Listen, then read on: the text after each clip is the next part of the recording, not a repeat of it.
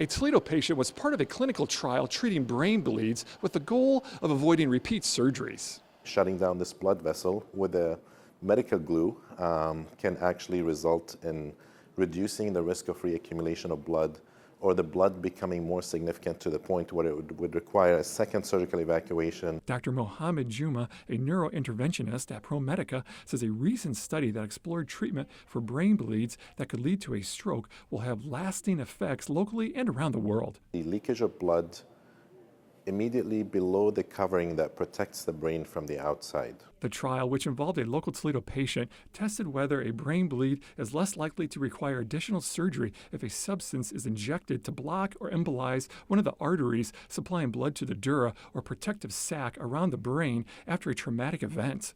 Patients usually present with headache, they can have weakness on the opposite side, they can have vision changes, they can have difficulty with speech. So they're all symptoms from the brain getting irritated by this blood immediately above the brain underneath the covering that protects the brain from the outside. Dr. Juma says the findings of the study show that patients are less likely to have repeated surgeries after the injection. So the surgeon would go in, drill a hole in the skull and go in and drain the blood. The goal of this is to actually prevent surgery altogether if possible. Dr. Juma is hopeful that the new trial will become part of his practice in the next few weeks. But anytime you have a major breakthrough treatment like this one, that's usually huge for our field. In Toledo, JD Pooley, 13 Action News.